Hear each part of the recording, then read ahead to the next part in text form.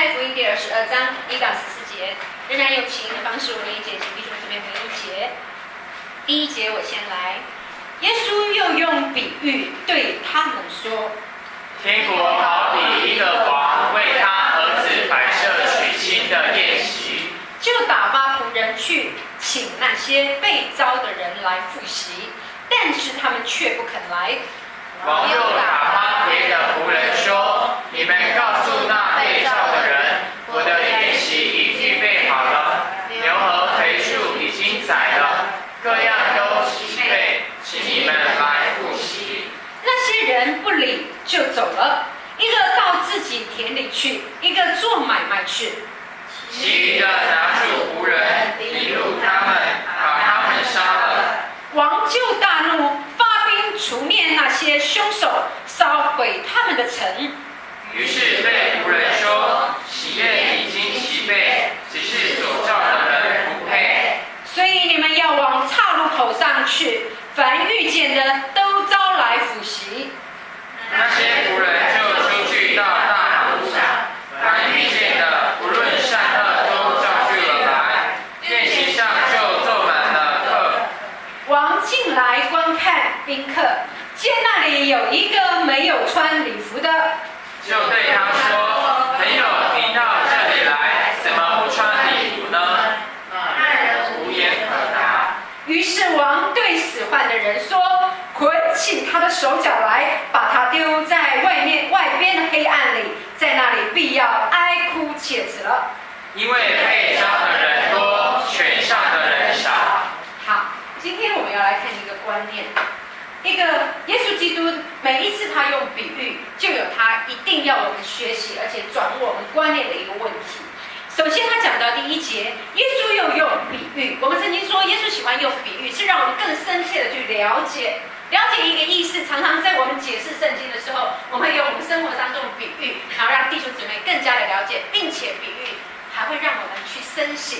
因此今天耶稣又用比喻对他们说，每一次我们看圣经要仔细，当神对任何一个人说的时候，就有他特定的意思。特别在保罗，他在哥林多前书常常说，女人啊，在会中要闭口不言。当神呼召我成为他出话语的出口的时候，我常常拿这一节成为我躲避讲话的一个开始。神说，女人在会中要怎么样？闭口不言，我不适合讲道。这不是神，而且不是保罗所传讲的真意。那时候在哥林多的这些一些会场当中，女人很喜欢发表意见，女人想要掌控神的教会，耶洗别的灵常常在教会里面被掌控着。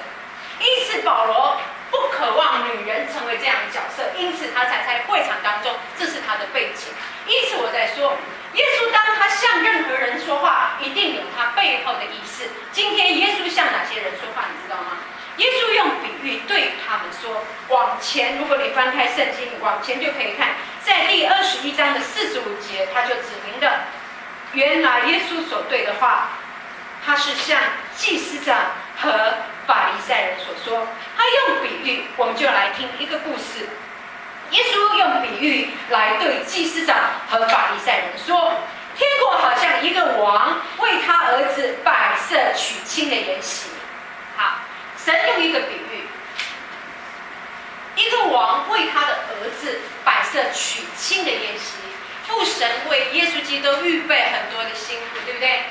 耶稣为他儿子预备好筵席，那请人来赴宴席。接下来他说，就怎么样？就打发仆人去请那些被召的人来赴席，他们却不肯。当耶稣预备好了筵席，然后原本呢，他发帖子给一些已经被召的人，有没有收过喜帖？有收过的请举手，都被炸弹炸过哈。好，那当他给你这个喜帖，就代表你能够带着这一个喜帖怎么样进入筵席当中参与，对不对？除非你偷偷的进入人家的筵席去吃边旗崩。好，如果看见路边有人摆摊，我的晚餐就在那里。我们如果照正常，是因为我们收了喜帖，收了这个被召，也是喜帖有入会证明哈，才能够进到会场当中。原来神原本就预备哪些人可以进入筵席当中的，叫做被召的人。因此呢，今天父神为耶稣基督已经预备好儿子的筵席，那一些被召的人可以来复习。因此呢，父神差派仆人就告诉他们说：时间到了，筵席的时间到了，请你们来，我已经预备好了。但是他们却怎么样？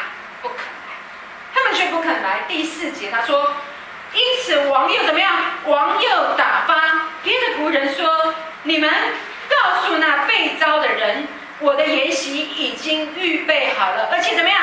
牛和肥畜已经怎么样？宰了，各样都齐备了，请你们来复习。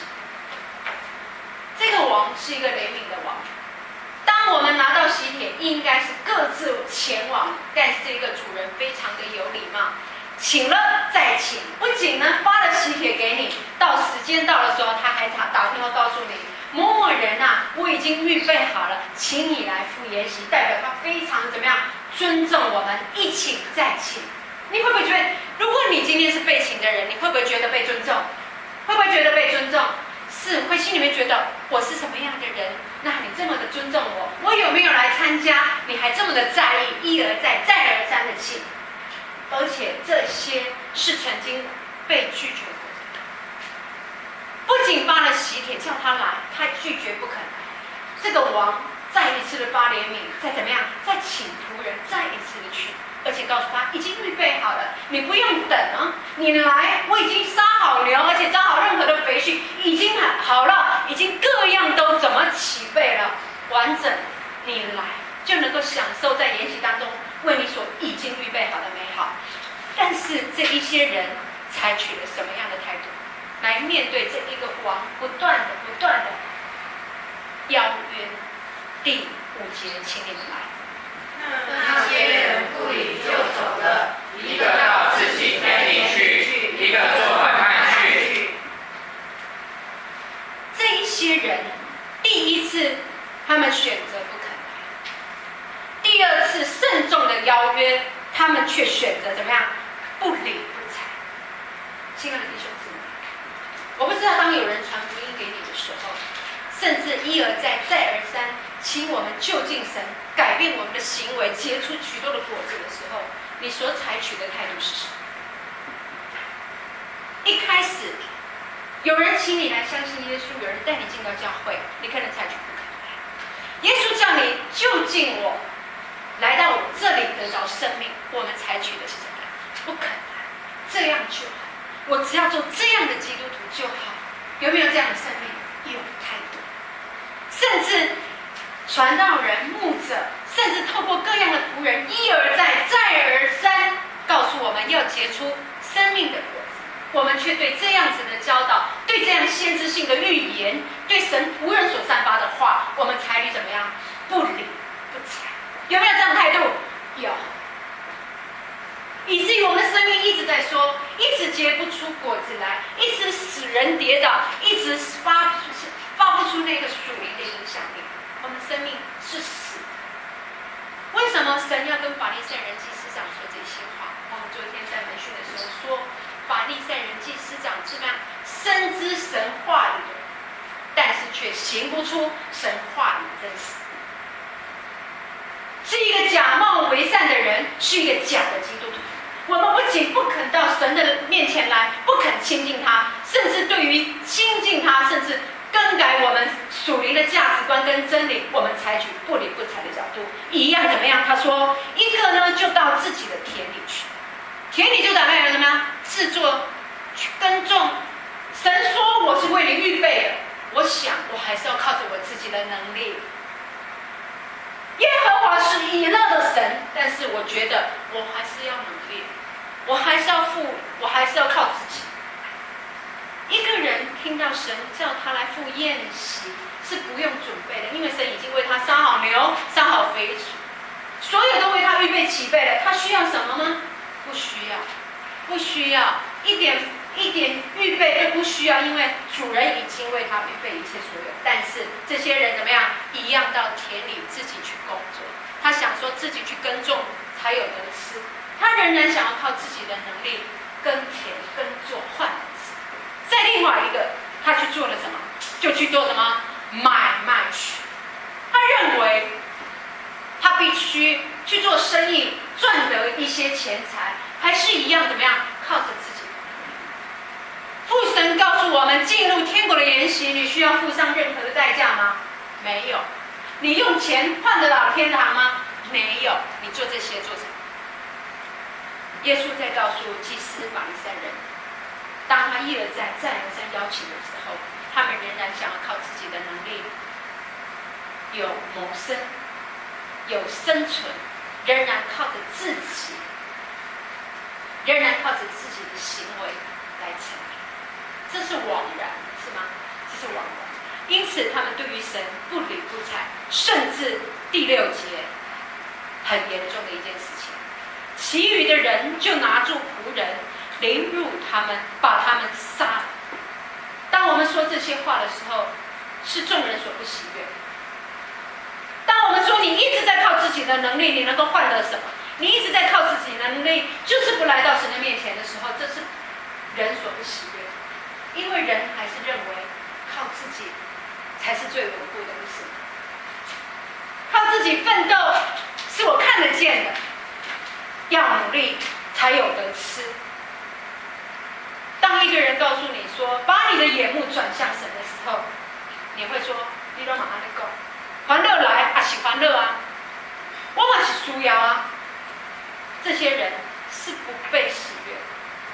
因此呢，这些人采取一个激烈的，就把神的仆人怎么样杀害，不仅不理不睬，不仅不理他所宣讲神的话语，甚至怎么样把神的先知跟仆人杀掉。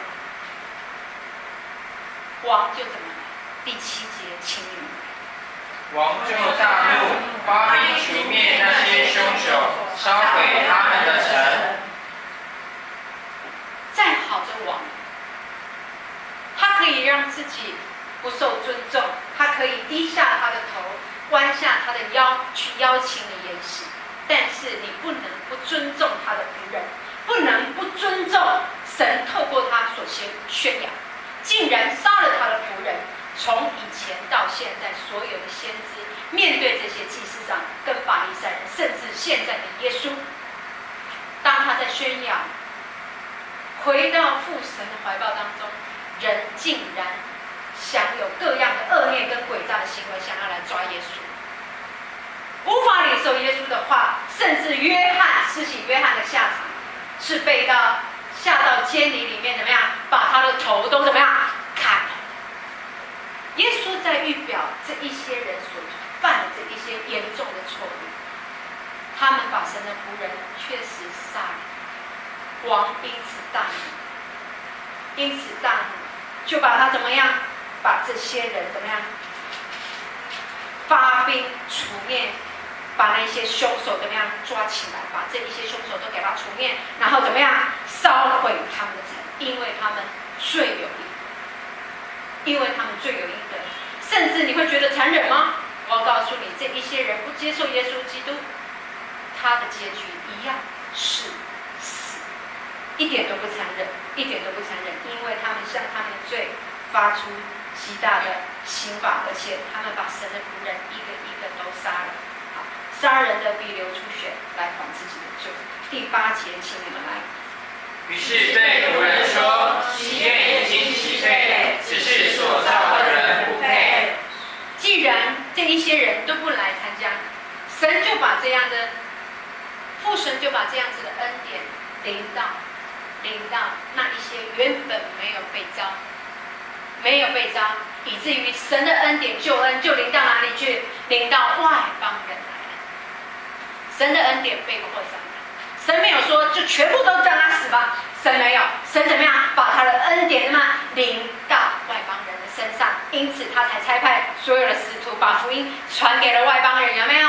开始保罗是使徒，还有呢，彼得也向外邦人传福音了，有没有？哥尼流这一个仆人，他就是开始把福音传向外邦人了。于是怎么样？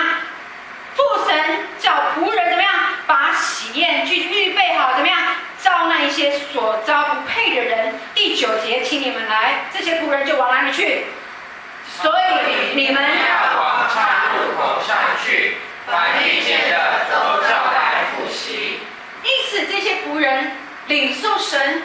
领受父神的命令，他们就往怎么样？大马路上去。往哪里去？往岔路口上去。什么是岔路口？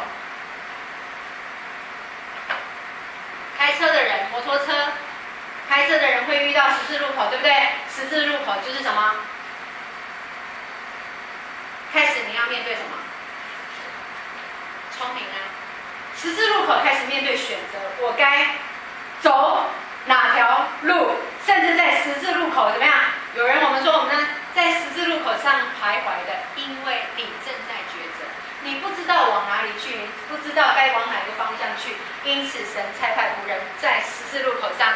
在十字路口上，人特别的多，特别是大马路上哈，特别是重要的阶段，那些人也特别多。也在十字路口抉择徘徊的人，神差派仆人去怎么样？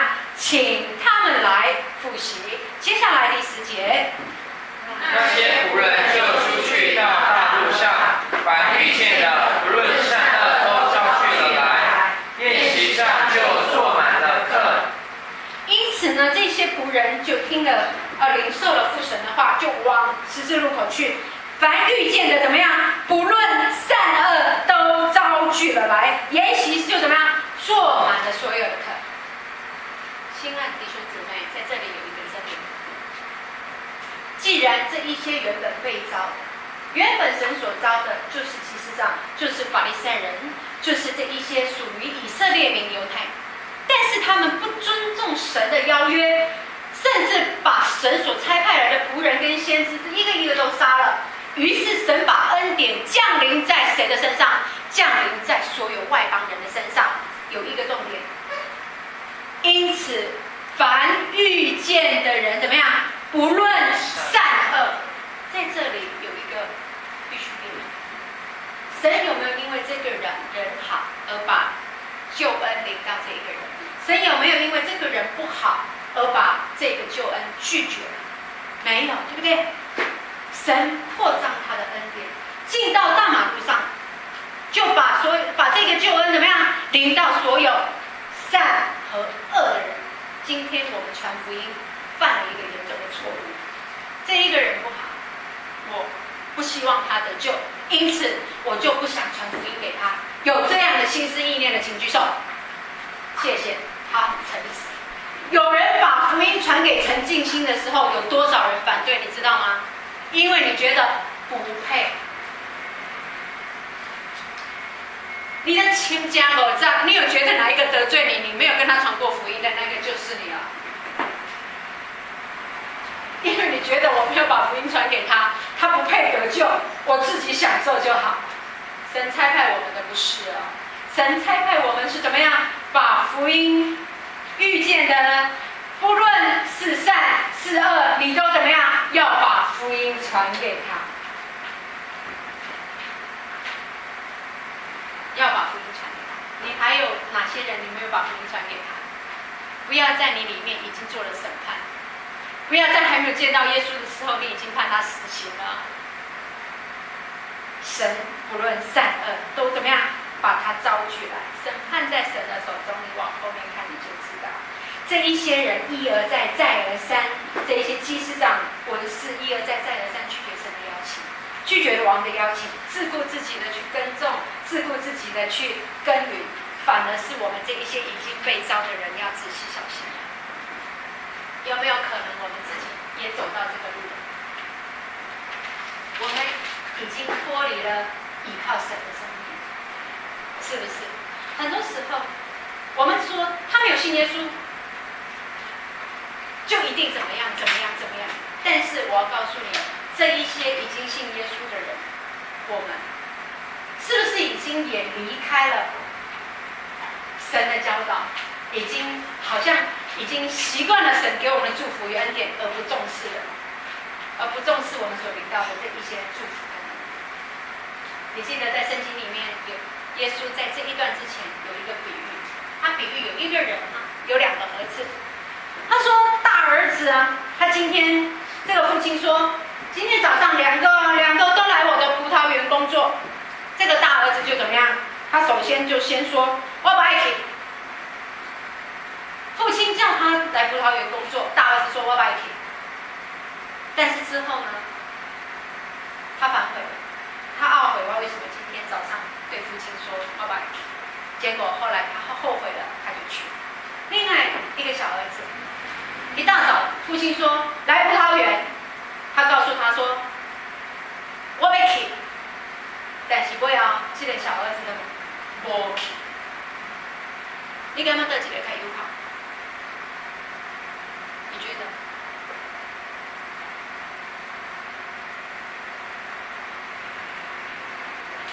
你有孩子，有一个孩子他常常开口说好好好好，但是却没去做；一个孩子说不好不好，但是他后来会去做。反而你会觉得哪一个欣慰？一开始傻傻的父母都会觉得那个好好的是比较孝顺，但是却都没去做，他就叫做假冒为善。但是有一个人不好不好，但是他懂得悔改，常常悔改之后就去做你要他做的。神在告诉我们一件事情，或许我们已经悔改信耶稣，但是我们有没有可能成为一个一开始硬好好好，但是却没有活出神？那有些人呢，就像他说的，这些娼妓、这些妓女，一开始他不接受救恩，但是后来他们却悔改。这些税吏，这些明着看的是罪人的，他一开始说不要不要不要不要，但是他们后来悔改。你觉得到最后谁得拯救？当然是后面。神在提醒我，在基督里面的所有人，你是大儿子还是小儿子？你是否信口开河告诉神说好好好好，但是你却没有真实悔改的心意？但是有些人一开始不好，但是他却后来悔改，真实悔改，而且坚持到底。你是大儿子呢，还是小儿子？你的生命是否走到像祭司长跟法利赛人一样？神今天早上向你说话。接下来我们看见，虽然神向所有的善恶、所有的善人、恶人都发出邀约，但是结局在后面。第11节到第14节，请弟兄姊妹一起来。王进来观看宾客，见那里有一个没有穿礼服的，就对他说：“朋友，你到这里来，怎么不穿礼服呢？”那人无言可答。于是王对使唤的人说：“捆起他的手脚来，把他丢在外边的黑暗里，在那里必要哀哭切齿了。因为被召的人多，选上的人少。”当仆人到所有的地方招聚所有原本没有被召的人，所有人为了假面疾风都来了，都复习了。王呢就进前来，怎么样？就进来观看。他看着看着，他看到一个问题，他说有一个人没有穿礼服，它代表的是什么？当我们很重视一个人，很重视一个场合的时候，你会怎么样？梳妆打扮。今天你要见马英九，你会有什么样的打扮？穿着拖鞋，请他吊嘎，然后就来见我们的马英九。今天你很重视一个荣耀的宴席的时候，你一定会精心打扮的举手。是啊，你的儿子、你的女儿要娶亲、要嫁人的时候，你也会盛装打扮。今天早上有一个人说我今天怎么样像新娘，就是因为我每一天都想要来看我的新郎。每一天早上要来聚会的时候，前一晚我们就应该把自己整理得干干净净，因为我明天要来见我荣耀神的面。前一天晚上我一定梳洗，从头到脚梳洗完，而且预备最美好的要来见我的良人。这也是出于我心的爱慕，我心对他的献上。从小小的点，小小的点，让神悦纳我们对他的预备。这一个人来参加筵席，竟然没有穿礼服，代表他重视这一个喜宴吗？不重视。这对神来讲是一个很严重的错误。为什么？因为他们本来不在被召的行列里面，因着神对他们的大恩典、大赦免，因此他们进入一个救恩，可以参加王的筵席，但是他们殊不知道管干的。亲爱的弟兄姊妹，如果我们是一个不知道感恩的人，对由于神给我们在耶稣基督里面的邀约是这样轻看、这样轻视的人，你要小心，你要小心，因为你竟然不尊重神的言行，不看重，你一样会不看重神。既然不看重言行，当然就不看重这个预备言行的神了吗？你尊重耶稣，你爱我们的父神，你就会重视他为你所预备的言行。因此王就告诉他说，他问他说，朋友仍然很客气的。王没有因为他尊贵的身份，看见一个人穿着邋里邋遢来参加筵席，他告诉他，仍然问他说，朋友，你到这里来怎么不穿礼服呢？那人怎么回答？无言可答，无言可答，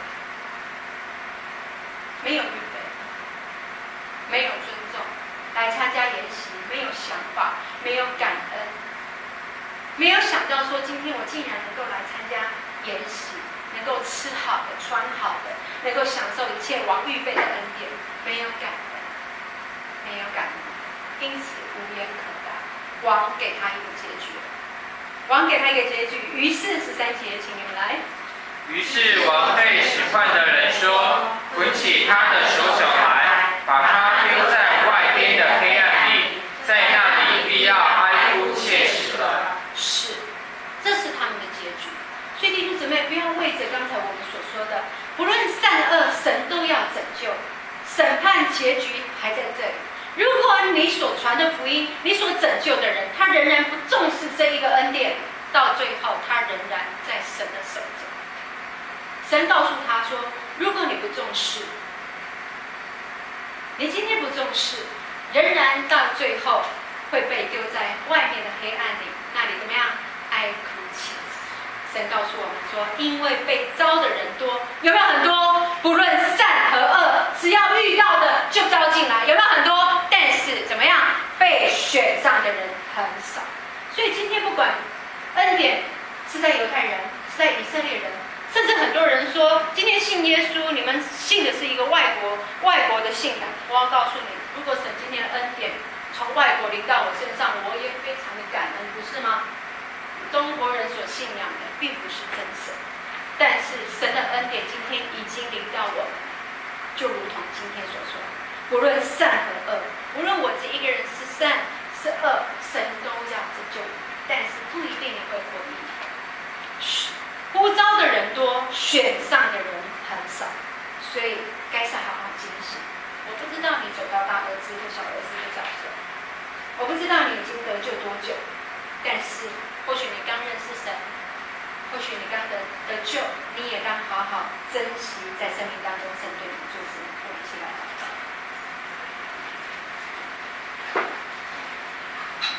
如果你已经信主很久，我们开始反省，是不是已经走到没有凡事依靠神的生活？是不是已经走到凡事还是回到那个自我自义？我还是需要靠自己的能力来赚，自己能力来活？是不是已经走到一个依靠自己人为的生命？祭司长和法利赛人的结局在向你说话。如果你刚信主，你当珍惜神将恩典领到外邦人的身上，领到外邦人的身上，你当献上感恩。虽然你原本不配，但是神仍然拣选你，神仍然召你，只看你愿不愿意回应呼召，好不好？为自己先来祷告。耶稣，我们在你耶稣像今天早上向你的百姓说话，让今天我们是一个自省的早晨。愿你今天早晨跟我们所说的，使我们活在自义自我的里面。我们珍惜我们所领受的恩典，我们珍惜惜你给我们每一次的救恩，耶稣谢谢你，耶稣谢谢你，耶稣谢谢你，耶稣谢谢你。耶稣，我们再一次诚实的来到你的面前，不管我们走到什么样的阶段，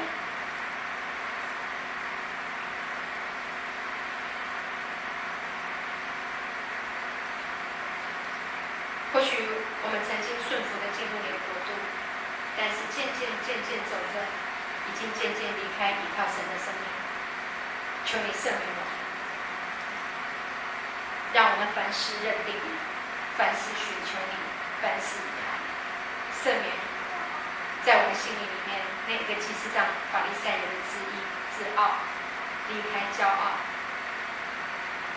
主，若我们当中有一些刚信主的，甚至还在岔路口当中徘徊的，也愿主带领他们珍惜而且看重你对我们所预备的筵席。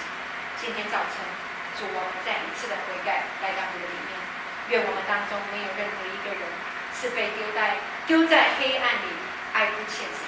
我们愿每一个家人，每一个在葡萄树教会聚集的人，每一个人都在天堂享受你所为我们预备的筵席，每一个人都得到拯救，每一个人都穿着礼服，重视你对我们每一个人救恩与祝福。